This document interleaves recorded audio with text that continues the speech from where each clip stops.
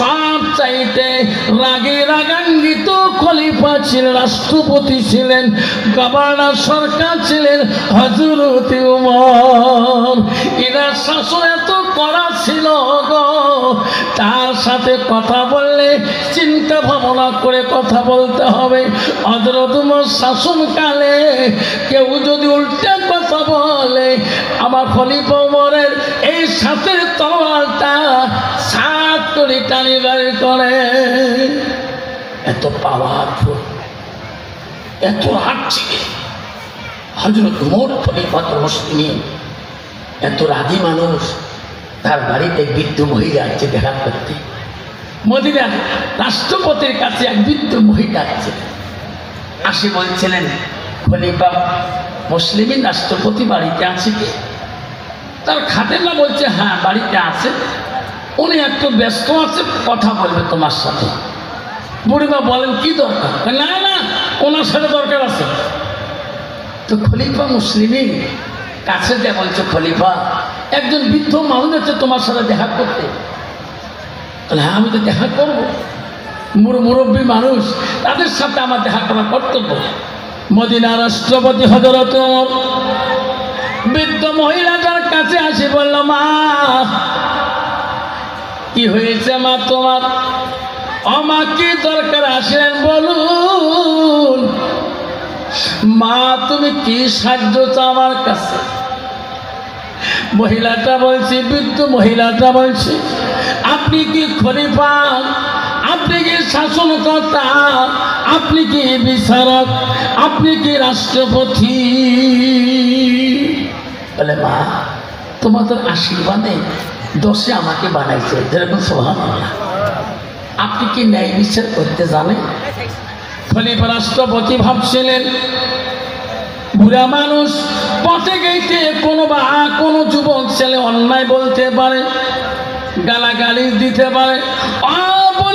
বলুন আপনার কি হয়েছে বলুন, আমাকে বিচার দেন, আমি ন্যায় বিচার করব। বৃদ্ধ বুড়ি বলছে, ও খলিফা রাষ্ট্রপতি মদিনার গভর্নর, আমাকে কেউ বলে নাই। ও খলিফা আমি একটা দিন ভিখারি মানুষ, আমি মানুষের দাঁড়ে দাঁড়িয়ে ভিক্ষা মাগি খাই, ভিক্ষা খুঁজি খাই। খলিফা গো আমি সারাদিন ভিক্ষা করলাম, বাড়িতে বাতি জ্বলার মতন আমার তেল ছিল না, আমি এক বাড়িতে তেল খুঁজি নিয়েছিলাম এই শিশির মধ্যে, বোতলের মধ্যে। খলিফা পথ দিয়ে গেছে, হাতের তেল পড়িয়া মাটি কেন চুষি খাইলেন? আমার তেল মাটি কেন খায়? আপনি বিচার করে দেন। মদিনার খলিফা সাহাবারা বলছে, এ কোন পাগল মানুষ রে, নিজে তেল ফেলাইছে, এটা কোনো বিচার হল নাকি? খলিফা এ কি বলে? মদিনার রাষ্ট্রপতি খলিফা বলছে, দেখো মুরব্বী মানুষ, বলা যাবে না, অন্যায় বলা যাবে না, যাও আমার বাইতুল মালে, আমার বাইতুল গুদামের মধ্যে বহু তেলের ড্রাম আছে, যেরকম সুবহানাল্লাহ। আমার বাইতুল মালটাকে 1 গ্রাম তেল আনি দাও, বুড়িমা সারা জীবন পড়লেও শেষ হবে না, যেরকম সুবহানাল্লাহ। বুড়িমা কইছে, খলিফা আমি তোমার বাইতুল মালের তেল নিতে আসলে, আমার সারাদিনে মেহনতের ভিক্ষা ভাঙ্গা তেল, যে তেল মাটি চুষি খেলেন সেই তেল দিতে হবে। হযরত ওমর বললেন, সর্বনাশ, আমার বাইতুল মালে এত তেল পড়ে আছে, আর সামান্য একটু তেল ওই তেলে দিতে হবে। মদিনা রাষ্ট্রপতি বলেন, সাহাবীরে একটা কাগজ নিয়ে আসো, একটা কলম নিয়ে আসো। মদিনা রাষ্ট্রপতি সঙ্গে সঙ্গে কাগজের মধ্যে চিঠি লিখলেন, বুড়িমা গো আপনার মেহনতে তেল বুঝি দেওয়া হবে, এই চিঠিটা দিয়ে যাও, যে জায়গার মধ্যে তেল পড়ে গেছে বুড়িমা তোমার চিহ্ন তো আছে কি? হ্যাঁ চিহ্ন তো আছে। ও বুড়িমা এই চিঠিটা ওই জায়গায় দিলে ওই মাটিকে বলবেন, মাটি রে মদিনার রাষ্ট্রপতি দিয়েছে, বলার সাথে সাথে তোমার তেল মাটির তল থেকে এসে যাবে। সুবহানাল্লাহ। বুড়ি বলছে ওই কি চিঠি হাতে, এ কি কথা বলা? ইনি বলে বিশ্বাস। বুড়িমা এই পত্র চিঠি নিয়ে যাবে, মাটিকে বলবে মাটি যদি আমার নামটা এত বড় বলতো না পড়ো। বুড়িমা খালি বলে মাটি রে উমর দিয়েছে, উমর দিয়েছে। বলার সাথে সাথে বুড়িমা আপনার সারাদিনের মেহনতের তেল বাইরে আসবে। বুড়িমা হাতে পত্র নিয়ে যায়, গেতে গেতে ওই তেল ফেলা গন্তব্য জায়গায় পৌঁছে যায়। বুড়িমা মনে মনে কয় মাটির থেকে তেল বাইরে হলে আরো রাষ্ট্রপতির কাছে যাব, ইনি কেমন বিচার করেন। পত্র দ্বারায় বলা তেল দেয় চিঠির দ্বারায়, ওই চিঠিটা নিয়ে ফেলা ওই জায়গায় খালি ফেলাবে নাই ফেলাতে। মাটিকে বলছে মাটি মদিনার খলিফা দিয়েছে, বলতে নাই বলতে মাটি এমন ধরে শব্দ হয়ে গেল ভূমিকম্পের মতন। মাটি পেটে তেলের নহর খুন বাড়ি গেল। সুবহানাল্লাহ। তেল জমিনে ফাঁসিতে আসল করে, বুড়িমার তেল নেয় না। আল্লাহ এত জমিনে তেল দিতেছে। বুড়িমা পত্র নিয়ে সোজাই খলিফা রাষ্ট্রপতির বাড়ি, খলিফার বাড়ি দিকে দৌড় দিতেছে। খলিফার বাড়ি দিকে যায়, বলে খলিফা তোমার চিঠিতে তুমি কি লিখে দিচ্ছ, এত পাওয়ার কেন? এরকম সুবহানাল্লাহ। ওগো খলিফা আপনার পত্র চিঠি এত পাওয়ার কেন? ও খলিফা তোমার চিঠিতে কি লেখছেন? খলিফা বলছো ও বুড়িমা আমার পত্র চিঠিতে যা লেখা আছে তোমার বলে লাভ হবে না। আপনার সারাদিনের মেহনতে তেল পাইছেন কিনা? বুড়িমা বলছে বাবা মুখ তেল লাগবে না। না বুড়িমা আমার বাইতুল মালের তেল নাই, আপনার মেহনতে তেল চাইলেন, আপনার মেহনতে তেল পাচ্ছেন কিনা? বলে বলছে ও রাষ্ট্রপতি মদিনার সরকার আমি আর তেল চাই না বাবা। বাবা রে তোমার চিঠিতে তুমি কি কথা লিখে দিছো ওই কথাটা আমি শুনতে চাই। খলিফা রাষ্ট্রপতি উমর বললেন রে বুড়ি এই চিঠিতে যা লিখে দিয়েছি রে তুমি শুনলে সহ্য করতে পারবা না। বুড়ি তো বলা যাইবে না, না মদিনার খলিফা আমি ছাড়বো না, শুনবো। মদিনার খলিফা বললেন বুড়ি যখন আমার কাছে তুমি তোমার মেহনতে তেল ডিমান্ড করলা চাইলা, তখন আমি চিঠির কাছে মাটির কাছে চিঠি লিখলাম এ মাটি বুড়িমা যদি মেহনতে তেল বুঝি না দাও ওই জায়গার মধ্যে রে মাটি আমি উমর সাক্ষী থাকলাম বেনামাজি নিয়ে দেখা হবে। বেনামাজি মাটি রাজি হয় না, তোমার মেহনতে তেল রাজি হয়। বাবা আজকে সমাজে কতগুলো নামাজি গো, মসজিদে আজান দিচ্ছে, ভাবের হাট ওয়াক্তি ঘরে আজান দেয়, সরকারের হাটে আজান দেয়, দেখবেন কতগুলো মান 5 টাকা দিয়ে চা খেয়ে 2.5 ঘন্টা গল্প ফাটায়। তো ভাই নামাজ না পড়লে ইমান ঠিক। মসজিদের মহাটে আজান দিচ্ছে আল্লাহু আকবার আল্লাহু আকবার, কিরে ভাই নামাজ পড়ল না? কে ভাই ইমান ঠিক আছে ভাই, তোমরা এত নামাজ পড়ো ঠিক না? ঠিক কি ডিজিটাল মুসলমান রে বাবা, তোমার কি নাই রে বাবা? মক্কা হুজুর তোমার তখন সুদের কথা, আমি সুদ দেন ইন্টারেস্ট নেন ওই লিটারে তোমার কি আছে? ইস ওয়াজ করি খালি বাড়ি গেছে ওরে বা বনপাটার থাকি। সকালে উঠে গাড়ি থেকে 4 টাকা থেকে বাইক নিয়ে স্কুল বাড়ির থেকে 26 কিলোমিটার দূর। আল্লাহ খালি বাড়ির থেকে 1 কিলোমিটার পার হতো দেখুন 2 রাস্তা 2 বগল দিয়ে 2টা মহিলা দল। এখন দেখুন মহিলারা 2 পাকে যাবার আসছে মুই মাদক দিয়ে মারলাম ডিস গেলে ঘোড়া গাড়িকে খাটতাম মুই খারাপ হয়ে গেল। মহিলাকে তাই হুজুরকে ডিস মারি দেহম তালা আমার গ্রামের মহিলা এই নানি হয়, এই চাচি হয়, এই মামি হয়, এই দাদি হয়, এই ভাবিও হয়। ভাবি ইস ভাই মারা যাওয়ার 12 বছর হল, কোনোদিন এমন করে সাজেন নাই, আজকে এত সাজি যাওয়া লাগছে। আমি কারণটা এত মালে মানুষ সেই খারাপ জানেন, আমার ভিডিও দেখে আমার শখ নাই। ভাবি ভাই মারা যাওয়ার 12 বছর হয়, কোনোদিন এমন করে সাজন নাই। এই সাজন রে বাবা, একে লিপস্টিক ফিবিস্টি, আরো কত তিস্তি, ওট পালি ঠোঁট পালি, আরো কত পালিশ, হাতে তা অস্ট্রেলিয়ার হাতে, কাছে তা আমেরিকার কাজ। তুই মৌলানা হ, মৌলবি হ, একদম দাঁড়িয়েছে, রাস্তা ছাড়ি দেয় না। যেরকম ঠিক না বিঠি তোমার ভাবি তোমার স্নান করে গো কর না কে জানেন না? আমার 2টা গ্রুপ আছে। কোন গ্রুপ? একটা সেলফ হেল্প গ্রুপ, একটা বন্ধন গ্রুপ। ওই দিয়ে ভাবি তোমার ছাড় কয় নাই, একটু কাপড় টাপড় সাজি বাড়ি যাবার ছাড় কয়েছে, তোমার স্বামীর কথা কয় নাই, না ছাড় করছে, স্যার আমার স্বামী আসতে হবে, না লাগে না, তুই আসলে সই করলে দিয়ে দিই। শয়তানকে দোস্তানি ভাল করি, সই যদি করি ভাল করি, সাজে বাড়ি যা, এমন সাজে যাবো সাথে বাক্যই লোন করা দিয়ে আছে না নাই? আল্লাহ রাসূল বলে আল হায়া শুবতুল মিনাল ঈমান, যার হায়া নাই, যার শরম নাই, তার ঈমান নাই। ওই মেয়েটা যদি বাবা এলেন থাকতো রে সোনা,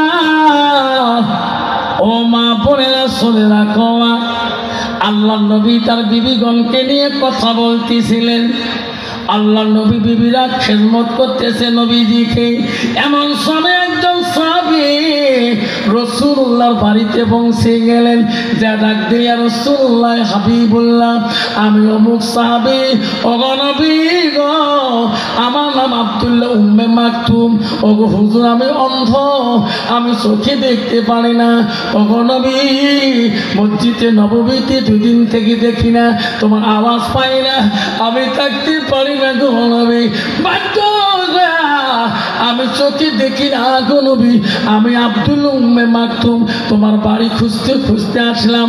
নবী বলল, বিবি রে, আমার একজন সাহাবী আছে, তার নাম আব্দুল্লাহ উম্মে মাকতুম, অন্ধ, চোখে দেখে না, ওনাকে ঘরে আসতে দাও, তোরা একটু আড়ালে পর্দা হয়ে যাও, আব্দুল্লাহ উম্মা আমার পাশে বসে গল্প করবে। বিবিরা বলছে, না গো নবী, আব্দুল্লাহ উম্মে মাকতুম তো অন্ধ, উনি তো আমার দেখতে পারে না, আমরা তোমার আড়াল হয়ে থাকবো না, সামনে থাকবো, অন্ধ মানুষ তো দেখতে পারে না, আমরা কথা বলবো না, নবীর স্ত্রী আছে কিনা উনি তো জানবে না। নবী বলছে, রে বিবিরা, আব্দুল্লাহ উম্মে মাকতুম অন্ধ হতে পারে, না দেখতে পারে, তোরা বিবিরা তো দেখো, তোরা বিবিরা তো অন্ধ না। বাবারা, বর্তমান যুগের নারী অন্ধ, মেয়ে মানুষ অন্ধ, সেমে কোন ফেরিয়ালা সুইয়ালা তোমার তীব্রতা নাই রে ভা। ইস, যেদিন সাইকেল ধরিস ফেরির গাড়ি ঢুকছে, সাইকেল পালে ফেরিয়ালা গিলি খাওয়া চায়। ভাইও তোমাকে চেনো চানা, তোমার কাটিংটা মোট বড় ভাই, দুলে ভাইয়ের মতন, দুলে ভাই বানিয়ে ফেলা আসে না? সেই স্বামী বাড়ি আসি, ভাবের হাত থেকে দেখছি, আর আজকে চুরিয়ালা ফেরিয়ে লাগছে না, গোটা আমার বড় ভাইজি, লাস্টে ভাইজি কোনো 1 জোড়া চুরি ফিরি দিই, যেরকম ঠিক আমি ঠিক। মা বোনেরা, আমার চুরি রাখো মা। আল্লাহ রাসূল কি বললেন? আল মারআতু ইযা সাল্লাত খামসাহা ওয়া সামা শাহরুহা ওয়া সানাত ফারজাহা ওয়া তাবালাহা। আমার নবী বললেন, কোন একটা মেয়ে যদি 5 ওয়াক্ত নামাজি হয়, ওই মেয়েটা যদি রমজান মাসে রোজাদারি হয়, ওই মেয়েটা যদি পর্দানিশী হয়, ওয়া তাবালাহা, ওই মেয়েটা যদি স্বামী ভক্ত হয়, আল্লাহ রাসূল বলো ফাকাদ কুল মানায়ু আবওয়াবিল জান্নাতিল শাদ। নবী বলো, ওই নারীদের জন্য আল্লাহ 8টা জান্নাতের দরজা খোলা রাখবে। জনগণ সুবহানাল্লাহ। শুনি রাখো মা, মদিনার রাষ্ট্রপতি হযরত ওমরের কথা বললাম, ইনি একদিন রাত্রে কালে ঘুমিয়ে যায় না, মদিনা রাষ্ট্রপতির বিবি হযরত ওমরের বিবি বেগম সাহেব বলে, স্বামী গো, ও স্বামী, এত রাত হয়ে গেল, আপনি একটু ঘুমিয়ে যান, আমি তোমার একটু খিদমত করতে চাই। ও গো খলিফা, আমি তোমার একটু খিদমত করতে চাই। মদিনার খলিফা বলল, বেগম রে, ও আমার বিবি রে, আমাকে খিদমত লাগবে না। তোমার খিদমতে যদি আমি ঘুমিয়ে পড়ে থাকি, একটা মদিনার গরিব যদি না খেয়ে ঘুমায়, আল্লাহ কাল কিয়ামতের দিনে দিবে উমরকে রেহাই দিবে না। সুবহানাল্লাহ। বলতো বাবা, বর্তমান যুগের নারী স্বামী যখন ঘুমেতে চায়, বলতো বিবি কোনদিন ঘুমেন, সারাদিন পিলপিলি মারছেন, টোটো মারছেন, রিক্সা মারছেন, গাড়ি চালাচ্ছেন, তামাকের আবাদ করছেন, একটু ঠ্যাংটা টিভি দেন, দিবে টেফা আমার আসিস বলি তো কথা জরুম আছে, পালে নিজে তোর নিজে মুক্তি হবে, যেরকম ঠিক না ঠিক। খলিফা রাষ্ট্রপতির বিবি বলছে, স্বামী গো, আমি তোমার একটু খেজমত করতে চাই। খলিফা বলছে, বিবি বিবি রে, আমার খেজমত লাগবে না, আমাকে তরবারটা হাতে হারি দাও। আমওয়ালের নাস, মদিনার কোন গরিবটা না খেয়ে ঘুমাইছে রে বিবি, ওই গরিবটা একটু খবর নিয়ে আসি। মদিনার রাষ্ট্রপতি বিবির কাছ থেকে তরবারটা নিয়ে গভীর রাত্রিতে মদিনার মানুষ ঘুমায় রে, মদিনার রাষ্ট্রপতি ঘুমায় না। যেরকম সুবহানাল্লাহ। গভীর রাত্রি এ গলির মদিনা গলি কেতাবে আছে, মদিনার গলির থেকে গলি যায়, কোন মানুষটা না খেয়ে ঘুমাচ্ছে, এ গলি ও গলিতে যায়, সব মানুষ ঘুমে। মদিনা রাষ্ট্রপতি কান্দার বলে, আল্লাহ, একটা মদিনার গরিব যদি না খেয়ে ঘুমিয়ে আমার নামে বিচার দেয়, আল্লাহ তুমি মদিনার উমরকে তো ছাড়ি দিবে না। মদিনা রাষ্ট্রপতি ঘুরতে ঘুরতে বহু দূর থেকে দেখে একটা আগুনের আলো দীপ দীপ করে জ্বলতেছে। মদিনা রাষ্ট্রপতি বেশি রাগী ছিল না, বলল, রে কে রে, কোন বিদেশি মানুষ, কে আমার বিনা পারমিশনে ওখানে তাম্বু বানাইল? আমি উমর, আমার তো পারমিশনটা নিল না, দেখি কোন বিদেশি সেনাবাহিনী তাম্বু করো। হযরত ওমর একাই কাউকে ভয় করে নাই। ওই আলোটা দেখি, আগুনের দীপ দীপ আলোটা দেখি, হাতে ছুরি নিয়ে দ্রুত বেগে চলে গেলেন। ওই আলোটার দিকে গেতে গেতে কাছে যখন পৌঁছে গেলেন, যে দেখে কোনো সেনাবাহিনী না, কোনো বাহিনী না, কোনো দুশ্মন না, দুইটা বাচ্চা আর একটি মহিলা। বাচ্চা দুইটা কাঁদতেছে, বলে, পাগল মা, আমরা খিদের জ্বালা বাঁচি না মা, আমাকে খানা দেবা, তোমার খানা এখনো কেন সিদ্ধ হয় না মা, এত রাত হয়ে গেল মা, তো খানা এখনো কেন বানা হয় না?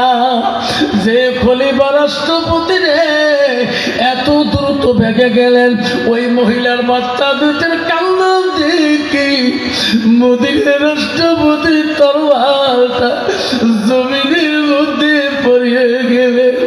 আস্তে আস্তে মহিলাটার কাছে মদিনা রাষ্ট্রপতি যা বল, মা গো, মা, বাচ্চা দুটো কাঁদছে মা, কেন মা তুই খানা দাও না কেন মা? মহিলাটা চিনতে পারে নাই ইনি যে মদিনা রাষ্ট্রপতি। তখন মহিলাটা বলছে, ও রাতের মুসাফির, আমি একটা হতভাগা নারী, আমার স্বামী নাই, এই দেশে আমার বাড়ি না, মুসাফির রে, অন্য দেশে আমার বাড়ি। আমার দেশ থেকে শুনছিলাম মদিনা রাষ্ট্রপতি হযরত ওমর বলে, গরিবের দরদি, ও মুসাফির আমরা হযরত উমরের বাড়ি চিনি না। এই পথে আসতে আসতে এইখানে অন্ধকার আসিয়া যায়। আমি তাম্বু পালেয়া বাচ্চা দুইটে নিয়ে ঘুমাবো, কিন্তু খিদার জ্বালা বাচ্চা দুইটে ঘুমায় না রে মুসাফির। আমিও মা ঘুমাইতে পারি না। মুসাফির এই বাচ্চা দুইটা বুঝতে বলতে আমি মা পানি তুলে দিয়ে পানি জাল করতেছি, পানি টকবক করতেছি রে মুসাফির। এইভাবে রাতে পেয়ে গেলে বাচ্চা দুইটা ঘুম ধরলে আমি জাল করা বন্ধ করি, আমি মা ঘুমাবো, কিন্তু তার আগে ঘুমাইতে পারি না। হযরত উমরের তুই চোখের পানি দিয়ে মুখ ফেটে যাচ্ছে। বলছে মা পানির মধ্যে তুমি কি দিয়েছো? বলছে মুসাফির রে বাচ্চা দুটো যখন ঘুমে না আমি বাধ্য পাথর দিয়ে জাল করতেছি। হযরত উমরের দুই চোখের পানি ঝরঝর করে পড়তেছে। বলছে মা পাথর কোনোদিন পানি শুদ্ধ হয় না মা। মা তুমি আমাকে অল্প সময় দে মা, আমি তোমার এখন খাবারের ব্যবস্থা করে দেবো। জোরে বলছো মা। মদিনা রাষ্ট্রপতি পরিচয় দেয় না, চোখের পানি ফেলে ফেলে বাড়িতে এসে এত রাশি বিবিকে ডাক মারে, ও আব্দুল্লাহর মা। উমরের বড় ছেলের নাম ছিল আব্দুল্লাহ। ও আব্দুল্লাহর মা দরজা খুলে দাও, দেশের গরিব না কে কাঁদতেছে। উমরের স্ত্রী আব্দুল্লাহর মা দরজা খুলে দিলেন। তৎক্ষণাৎ দেখে খলিফার দুই চোখ দিয়ে পানি ঝরঝর। স্বামী গো আপনি কিছুক্ষণ আগে তো চলে গেলেন, ভালো মানুষ, আপনার চোখ দিয়ে এত পানি পড়ছে কেন? কি হয়েছে তোমার? কইছে বিবি রে আব্দুল্লাহর মা আমার গোলাম কোথায়, আমার আসলাম কোথায়? ঘরে ঘুমাইছে। আমার গোলাম আসলামকে বলো আমার বাইতুল মালের মধ্যে বাইতুল্লাহর দরজা খুলতে বলো, বাইতুল মালের দরজা খুলতে বলো।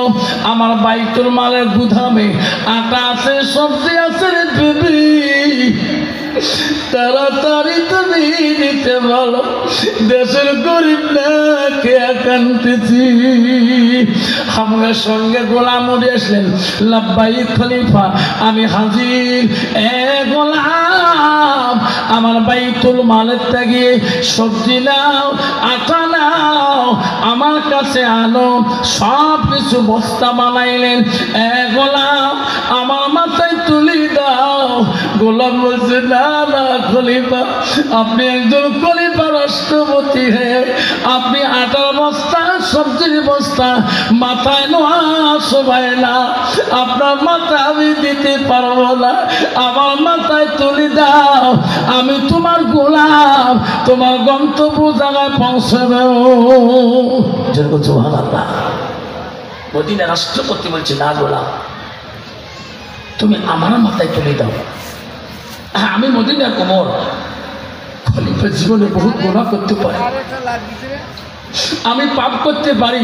আজকে গরিবের আমি মাল যদি মাথায় করে তুলে নিয়ে যাই, যদি গরিব আমার উপরে খুশি হয়ে যায়, আল্লাহ আমার জীবনের গুনাহগুলো মাফ করিয়ে দিবে। সুবহানাল্লাহ। মদিনা রাষ্ট্রপতি গভীর রাতে মাথার মধ্যে আটার বস্তা না সবজি নিয়ে একা একা অসহায় মহিলাটার কাছে যায়। মহিলাটার কাছে যা বলে মা গো এইখানে বস্তা ভিতরে আটা আছে বা এখানে সবজি আছে মা, তাড়াতাড়ি তুমি রুটি বানাও মা, বাচ্চা দুইটাকে খাইতে দাও। মহিলাটা রুটি তৈরি করে সবজি বানিয়ে বাচ্চা দুটার কাছে দেয়। মদিনা রাষ্ট্রপতি বসি বসি দেখে ধরে কোন সুবহানাল্লাহ। বাচ্চা থেকে রুটি খায়। মদিনার রাষ্ট্রপতি কান্দে বলে, আল্লাহ সবজি হইতেই দেন আল্লাহ, শুকনো রুটি পাই এত খুশি আল্লাহ, এত খুশি আল্লাহ। আমরা তোর কত নিয়ামতি খানা খাই আল্লাহ, কত তোর নিয়ামতি খানা খাই আল্লাহ, তবু তো শুকরিয়া আদায় করতে পারি। বাচ্চা দুটো খাওয়া শেষ হয়ে গেল, মহিলাটার খানা শেষ হয়ে গেল। মদিনার রাষ্ট্রপতি তবু পরিচয় দিল না। বলছে, মা তোমার মনে আরো কোনো দুঃখ আছে, আরো কোনো ব্যথা আছে, দুঃখ আছে, আমি চলে যাব। মহিলাটা বলছে, মুসাফিরা আমার মনে দুইটা দুঃখ থাকে গেল রে মুসাফির। মদিনার রাষ্ট্রপতি বলল, মা কি দুঃখ মা বলো আমার। আমি আল্লাহর কাছে দোয়া করব রে, তোমার মতো মুসাফির যদি মদিনার রাষ্ট্রপতি হয়, মদিনার গরিব কোনদিন কাঁদবে না।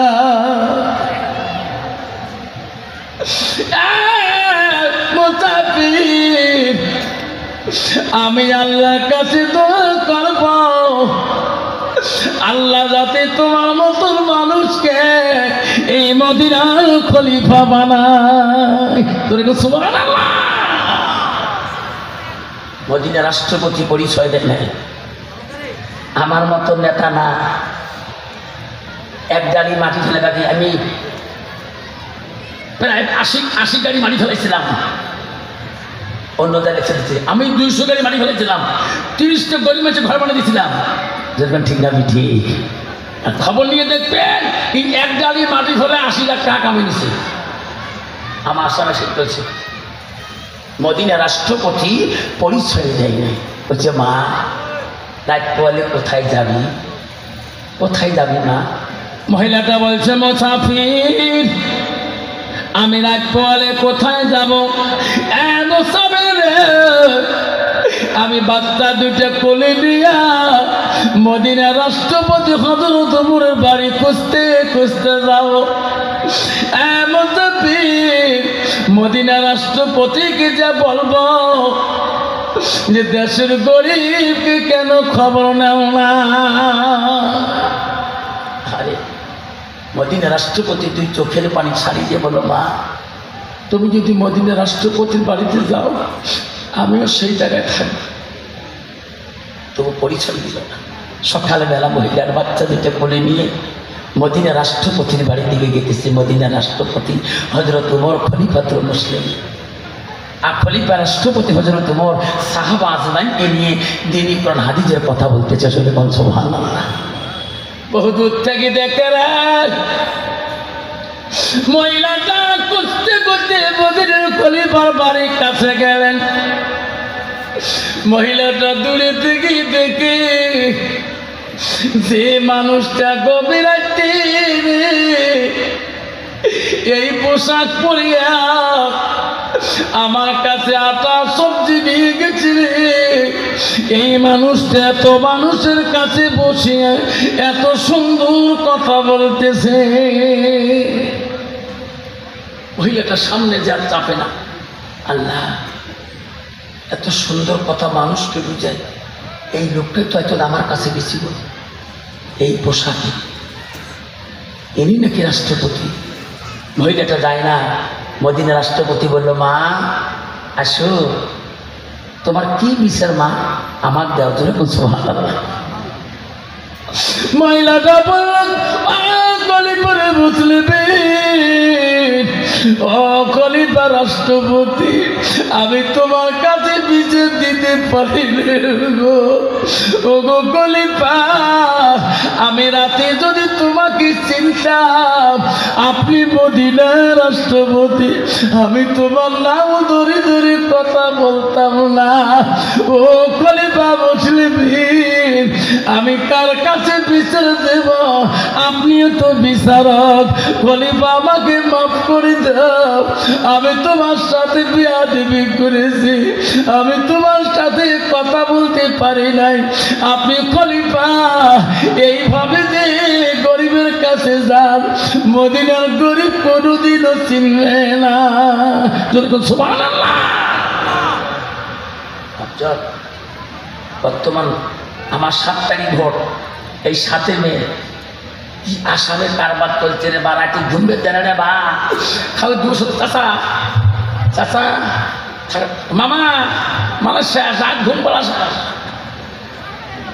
এই ভোটের সময় চাচা চাচি মামা মামি 14 গোষ্ঠী কাকা কাকি, এরকম ঠিক না ঠিক? তারপরে যে জিতবে না, তোমার বাড়ি যেমন কোথায় কিন্তু মামা মা করুন। মদিনা রাষ্ট্রপতি খলিফাতুল মুসলিমিন, মহিলাটা কইছে ও খলিফা গো, আপনি যে গরিবের কাছে এই রূপে যান, গরিবরা কোনোদিন তোমাকে চিনতে পারবে না। যেরকম সুবহানাল্লাহ। মদিনা রাষ্ট্রপতি খলিফার দরবারে একটা যুবক দেখা করতে আসছিল সকালবেলা। 3 দিন পর্যন্ত, কিতাবে আছে 3 দিন পর্যন্ত যুবকটা খলিফার দেখা পায় না। কারণ তো বাবা বর্তমান যে তোমার বাংলায় হোক বা আসামে হোক নেতাগুলো তাড়াতাড়ি দেখা পাওয়া যায়, কমে 3 দিন 4 দিন ঘোরা খাবে। তোমার মতো মা নঙ্গি পিনি গেলে 7 দিন। আজকে ওই লোক যায়, হ্যালো আসে, হ্যাঁ যাবে, সই করছো সই করছো, ঠিক না? তা ওই যুবক 3 দিন পর্যন্ত যায়, দেখা পায় না। হঠাৎ করে একদিন যুবক যা খলিফার রাজ দরবারে হাজির, ওই দিন খলিফাও বাড়ি জোরে কোন সুবহানাল্লাহ। একজন যা বললো খলিফা মুসলিমিন, একটা যুবক তোমার কাছে দেখা করতে আসছে, দেখা করতে চাই। খলিফা বলি তুমি দেখা করো। মদিনার রাষ্ট্রপতি আসলেন, আসে দেখে বসে আছে। বাবা বলো কি নাম তোমার, কোথায় বাড়ি তোমার, কি জন্য আসলি? কবে না যুবক তোমার বাড়ি কোথায়, কি জন্য আসলি বাবা, কি জন্য আসলি বলো আমাকে। তখন বলো খলিফা আমার এই দেশে বাড়ি না। খলিফা গো আমি তোমার কাছে একটা সাহায্যের জন্য আসলাম। আপনি বলে গরিবের সাহায্যকারী। ও খলিফা আমি নেহান্দার যুদ্ধের মধ্যে তোমার মুসলমানদের কাছে যুদ্ধের মধ্যে হারিয়ে গেছিলাম, আমাকে বন্দী করেছিল তোমার একজন সাহাবী হযরত মুবারক রাদিয়াল্লাহু তাআলা আনহু। উনি আমাকে গোলাম হিসেবে কিনে আনছিল। আমি এখন মুবারকের বাড়িতে গোলামি করি গো খলিফা, আমি মুবারকের বাড়ি থাকতে পারি না। ওনার তো সারে গো আমাকে যত টাকা দিয়ে কিনে আনছিল, খরিদ করছিল, আমি প্রতিদিন 200 দিরহাম করে টাকা দেই। এখনো বলে আমার ঋণ বলে শোধ হয়ে নাই। খলিফা গো আপনার কাছে আমার আবেদন, ওই মুবারকের কাছ থেকে আমাকে মুক্ত করিয়া দাও। দেখো যুবক তোমার নাম কি? বলছে আমার নাম আবু লু লু। কি নাম? আবু লু লু। বলছে বেটা তুমি ডেইলি যে মুবারককে 200 করে টাকা দাও, তোর ইনকাম কি? ইনকাম কি তোর? বলছে খলিফা মুসলিমিন আমার জীবনে 3টে ইনকাম করি প্রতিদিন। আমার 3টে কোম্পানি আছে। কি কি? 1 নম্বর আমি লোহা গরম করিয়া অস্ত্র বানাই, আমি হলাম কামার। আমার বোঝেন তো? আমার বোঝেন না? বলছে খলিফা আমার 1 নম্বর ইনকাম হলো আমি একজন কামার। 2 নম্বর আমি সুতে বানাইতে পারি, সুতে পোকা দিয়ে আমি সুতে বিক্রি করতে পারি। 3 নম্বর আমি একজন আর্টম্যান, ছবি আঁকতে পারি। একটা মানুষকে দেখলে আমি ওই মানুষটার মতো আকৃতি বানাইতে পারি। খলিফা বলছে শুনছি যুবক আমি তোর নামটা আগে শুনছিলাম, তুমি বলে আকাশ উড়ে বলে কল বানাইতে পারো, তুমি বলে বড় শিল্প। আমি ওর কথা দিলাম, আমি মুবারকের কাছ থেকে মুক্ত করে দেবো, আমাকে একটা আকাশ উড়িয়ে কল বানিয়ে দাও। যত লাখ টাকা দিরহাম লাগবে আমি উমর তোকে দিয়ে দেবো, আমাকে আগে আকাশ উড়িয়ে একটা কল বানিয়ে দেবো। যুবক বলছে আবুলুলু সর্বনাশ, একটা আকাশ উড়িয়ে কল বানাইতে কয়েক বছর সময় থাকে, তাহলে মরে গিয়ে 80 লাখটা কি হবে? বলছে খলিফা আমি তোমাকে আকাশ উড়ে কল বানিয়ে দিব না, তোমার কাছে সাহায্যও চাই। চলে গেলাম খলিফা, মনে রাখেন যুবক, মনে মনে রাখ, মদিনার মানুষ বলছিল হযরত ওমরের সামনে কেউ চাইতে পারে না, কিন্তু আমাকে আজকে ফিরে দিল, আমিও ছাড়বো না। আবু লুলুল কথা দিলাম, এই ওমর মনে রাখিস, তুমি আমাকে সত্য দিলা, সত্য পার করলে তুমি আমাকে মুক্ত করে দিবা, কিন্তু কথা দিলাম তো দুনিয়াতে রাখবো না। বহুদিন চলে গেল, আবু লুলু মুসলমানদের রূপ নিয়ে, নামাজি রূপ নিয়ে, সুন্নতি রূপ নিয়ে মদিনার খলিফা রাষ্ট্রপতি হযরত ওমর যে মসজিদে নামাজ পড়ে না, ওই মসজিদে ফজরের নামাজের আগে যা কাগা কাতারে দাঁড়িয়ে আছে। কাগা কাতারে ভিতরে একটা দুধারি চুড়ি, কাপড় পেনি ভিতরে চুড়ি রাখি দিছে, মুসাল্লি নামাজি গয়া মসজিদের কাতারে বসে আছে। বাবা, ওই মানুষটার হাতে বেঈমানি আছে, ভিতরে চুড়ি, উপরে পাঞ্জলি, মাথায় টুপি, বোঝা যাবে দুশ্মন। উনি দেখলেন সাহাবারা আসতেছে, ওমর খলিফা রাষ্ট্রপতি নামাজ পড়াইবে, আমি আবু লুলুল আজকে আমি রূপ চেঞ্জ করে যাচ্ছি, পরিবর্তন করে, কেউ চেনে না আমার। ওমর আসলে তারপরে বিচার করো। মদিনা রাষ্ট্রপতি হযরত ওমর আসলেন, আসি ইমামের জায়গায় দাঁড়াইলেন। মদিনা রাষ্ট্রপতি নামাজ পড়ে, মদিনা রাষ্ট্রপতি হযরত ওমর ইমামের জায়গায় চলে গেল। আবু লুলু মনে মনে রেডি হয়ে গেল, বেঈমানের ভিতরে ছুরিটারে, কাপড়ের নিচে ছুরি, ইনি জানি এখন ছুরি মারা যাবে না, সবাই আমাকে ধরে ফেলাবে। এনাদের মধ্যে একটা নিয়ম আছে রে, ইমাম সাহেব যখন নিয়াত বাঁধবে আল্লাহু আকবার, তখন কিন্তু হাত কেউ ছাড়ি দেয় না। যখন উনি আল্লাহু আকবার কবে, সবাই যখন নিয়াত বাঁধবে, আমি আবু লুলুল নিয়াত বাঁধবো না, আমি ছুরিটা বাড়ি করিয়া ওই সময় হযরত ওমরের শরীরের মধ্যে মারি থাকবো। আব্বারা হযরত ওমর খলিফা আল্লাহু আকবার কে নিয়াত বাঁধলেন, আলহামদুলিল্লাহ সূরা শুরু করে দিলেন, সূরা ফাতিহা করলেন। রে আবু লুলুল বেঈমান ওই দুধারি খুমসি ছুরিটা বার করে এমন পাবে হযরত ওমরের শরীরের মধ্যে হান মারলেন, একটা হান না, দুইটা হান না, তিনটা হান দিয়ে দিলেন। হযরত ওমর তবু পড়ে না, সূরা চলে আসে, সূরা চলে আসে, একের একটা নামাজ পড়াইলেন, যেরকম সুবহানাল্লাহ।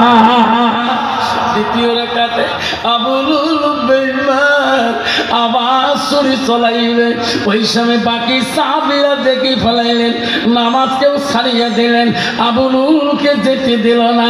দ্বিতীয়বার খলিফা দাঁড়াইতে পারে না, দ্বিতীয় রাকাত নামাজে পড়তে পারে না। সেই সময় হযরত ওমরের পিছনে একজন সাহাবী ছিল, তার নাম সাইদ বিন আব্দুর রহমান। টানি আনি বলে, সাইদ রে বাকি নামাজ তুই পড়ে আনে, নামাজ নষ্ট করে যাবে না রে সাইদ।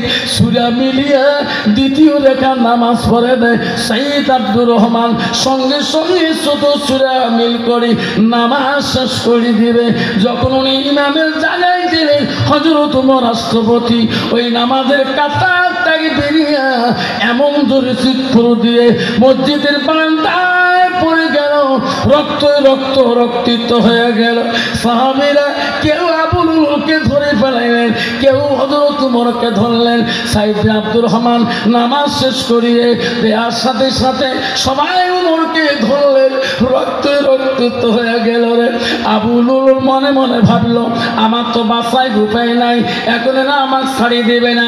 নিজের অস্ত্র দিয়ে আবু লুলুল নিজেই মৃত্যু হয়ে গেলেন। তিনি জানে আমি জিন্দা থাকলে আমাকে কত শাস্তি দিয়ে মারবে, তার আগে উনি নিজের অস্ত্র দিয়ে নিজেই শেষ হয়ে যায়।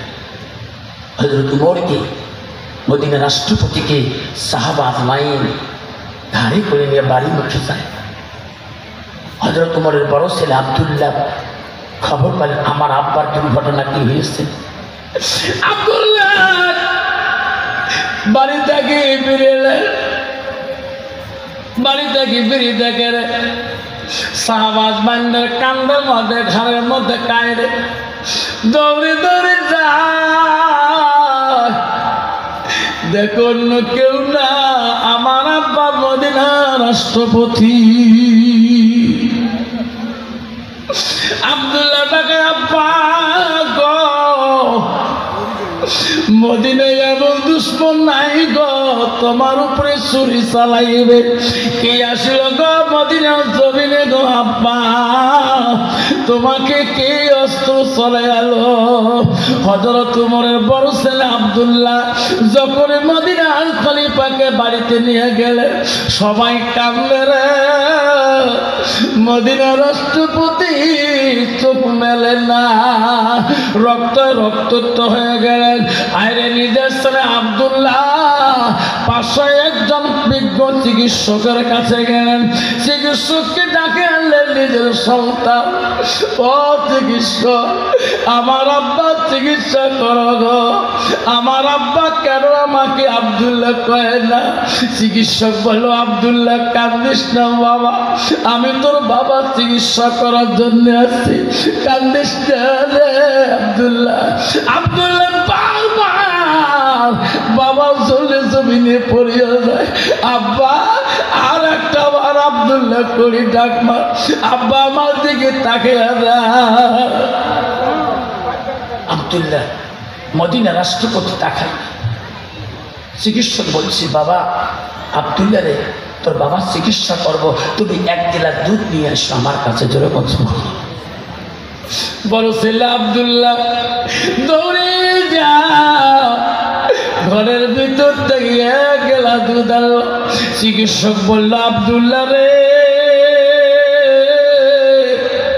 তোর বাবার মুখে পান করে যে রে আব্দুল্লাহ খায়া দেয়। আব্দুল্লাহ মুখের মধ্যে দুধ ঢালিয়া দেয়, মুখ দিয়ে দুধ যায়। যেদিকে চড়ে গেছে গো, হানছে গো, সেই দিকে দুধের সরা গুলো বেরিয়ে যায়। চিকিৎসক বলছে, আব্দুল্লাহ আমি তোর বাবার চিকিৎসা করতে পারবো না, আমি তোর বাবার চিকিৎসা করতে পারি না। চিকিৎসক চলে গেলে আব্দুল্লাহ জমিনে লাফ দিয়ে পড়ে গেল, আল্লাহ আমার মদিনার জমিনে আমার আব্বার উপরে ছুরি তলাইয়া কেউ, আল্লাহ আজকে আমার আব্বা জমিনে পড়িয়েছে বিহুশ। আব্দুল্লাহ জানে মদিনার মধ্যে বিজ্ঞ চিকিৎসক আছে, এত বড় চিকিৎসক ডাক্তার আছে। আব্দুল্লাহ মদিনা থেকে দৌড় মারলে, আমার আব্বাকে সুস্থ করতে হবে, আমার আব্বাকে আরাম করতে হবে। বর্তমান যুগে যদি বাপ ঘরের মধ্যে কান্দে, মা যদি ঘরের মধ্যে কান্দে, সন্তান বিবি নিয়ে বাজার ঘুরতে যায়, বিবি নিয়ে মার্কেট ঘুরতে যায়, বিবি নিয়ে শ্বশুর বাড়িতে যায়, বাবা বিছনা থেকে একটা জ্বরের ব্যথার ট্যাবলেট পায় না। জোরে কোন ঠিক না ঠিক। আব্দুল্লাহ দৌড় মারলেন সোধায় মদিনার বিজ্ঞ চিকিৎসকের কাছে, আমার আব্বাকে সুস্থ করতে হবে। আব্দুল্লাহ কাঁদতে কাঁদতে মদিনার বিজ্ঞ চিকিৎসকের বাড়ি গেলেন। চিকিৎসক আব্দুল্লাহ, আব্দুল্লাহ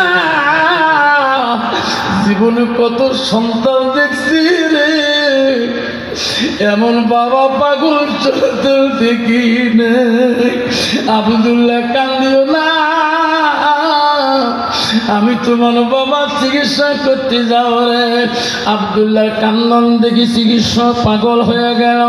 আব্দুল্লাহ মদিনা থাকি চিকিৎসক বাড়িতে আনলেন। হাসি দেখে মা কান্দে, বোন কান্দে, সাহাবীরা কাঁদতেছে।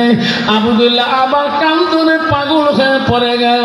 চিকিৎসক বলে, আব্দুল্লাহ তুমি সারা রাস্তায় কান্দি আসলো বাবা, আর কান্দিও না।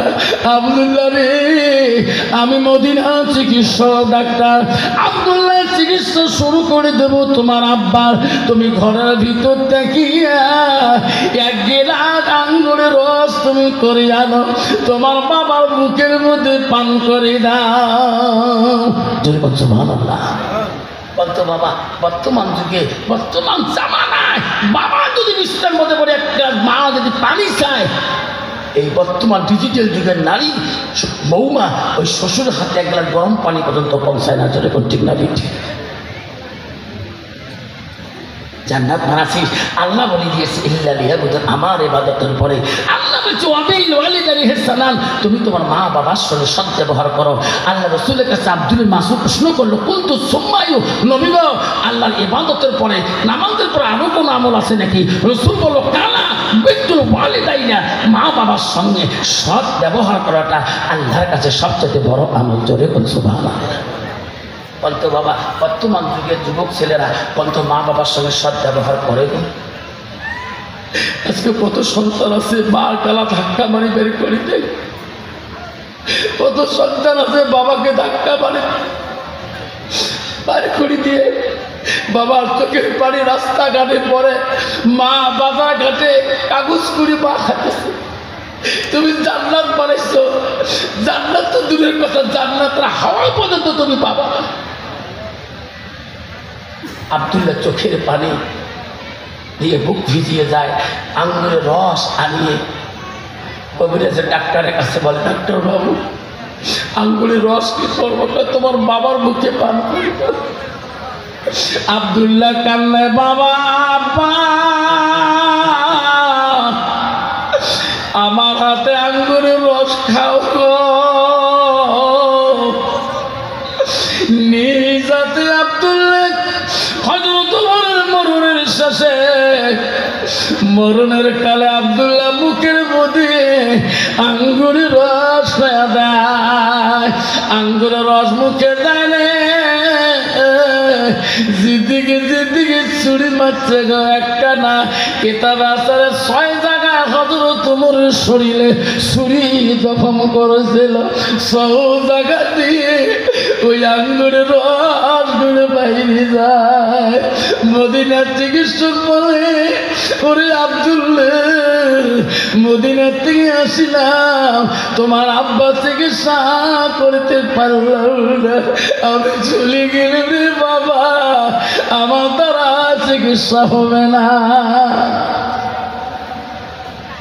আব্দুল্লাহ লাভ দিয়ে চিত্তর দিয়ে পড়ে গেলেন। কিছুক্ষণ পরে হযরত উমরের জ্ঞান আসি গেলেন। যেরকম সুবহানাল্লাহ।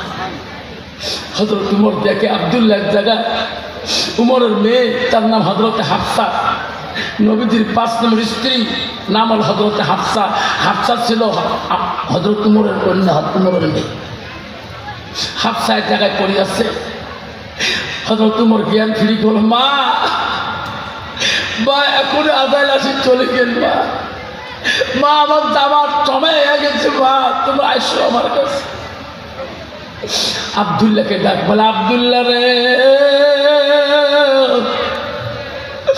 আমি চলে যাব তোর আব্বা। আরে আব্দুল্লাহ আমার বাইতুল মালের যদি কোনো কমতি থাকে আব্দুল্লাহ, বাইতুল মালের কমিগুলো তুই পূরণ করে দিস, গরিবের হক তুমি নষ্ট করিও না। আব্দুল্লাহ রে কান্দিস না রে বাবা, আমি দুনিয়া ছেড়ে এখন চলে যাব, তুমি আমার কাছে আসো, আমার কানের কাছে আসো, তোর বোন হাফসাকে তুমি ডাক মারো। হাফসা আসি কান্দা, আব্বা গো আব্বা তুমি কলিতে ডুবে হাফসাকে কেমন করে সারি যাওয়া? হযরত ওমর বলছে বেটি রে হাফসা আমি মহব্বত করি না, নবীজির কাছে তোর বিবাহ দিয়েছি, তুমি নবীর স্ত্রী, তুমি আমার আদরের মেয়ে। ওরে বেটি হাফসা চলে গেলাম রে, মনে নিষ্ঠের মা মনে কিছু নিও না। আমি একটা কথা বলি রে হাফসা, আজকে তোর আব্বার জন্য তোর একটু সাহায্য করতে হবে, তোমার সাহায্য আনতে হবে। হযরত হাফসা বলে আব্বা তুমি হলো মদিনার রাষ্ট্রপতি, আমি হইলাম মদিনা রাষ্ট্রপতির মেয়ে, আমি কার কাছে সাহায্য চাবো? বলছে মা আমি যার কাছে পাঠিয়ে দেবো মরণের সময় আমার জন্য সাহায্য আনবে। বলছে আব্বা আমি একটা রাষ্ট্রপতির মেয়ে, মানুষের কাছে হাত কাঁপবো, কইছে মা হাত পাততে হবে মা, তার কাছে বলতে হবে মা, রে আফসারে আব্দুল্লাহ আমার কাছে কিছুই নাই, তার কাছে যাও, তিনি পারমিশন না দেওয়া পর্যন্ত আমি উমর তোর আব্বা শান্তি পাবো না। আব্দুল্লাহ বলছে আব্বা কার কাছে যাব? কইছে রে বেটা আব্দুল্লাহ, বিশ্বনবী রাসূলুল্লাহর স্ত্রী মা আয়েশা আম্মা তোর কাছে সাহায্য চাও। কিসের সাহায্য আব্বা? ওরে আব্দুল্লাহ রে, নবীজি মরিয়াছে যে জায়গায়, নবীর পরের কবরটা আবু বকর হয়ে আছে, আবু বকরের পরে কোনো কবর হয়নি রে আব্দুল্লাহ। আমার মনটা চায় নবীর পরে আবু বকর আছে, আবু বকরের পরের কবরের জায়গাটা আমি উমর চাই। আয়েশার পারমিশন ছাড়া আমাকে কেউ মাটি দিবে না। যেরকম সুবহানাল্লাহ। বাবা যাও, কত বড় কথা। আব্বা আব্দুল্লাহ কাঁদতে কাঁদতে মা আয়েশার কাছে গেলেন, হাফসা গেলেন, হাফসা চোখের পানি দেখে আয়েশা বলে হাফসা কান্দিস না। আয়েশা বলছে হাফসা কান্দিস না, মোর আব্বা আবু বকর তো চলে গেছে, তোর আব্বাও চলে যাবে, আমার নবীও চলে গেছে, কান্দো কেন? হাফসা বলছে বোন আয়েশা আমার একটা দিবেন কি, তুমিও নবীর স্ত্রী 3 নম্বর, আমি হলাম হাফসা নবীর স্ত্রী 5 নম্বর।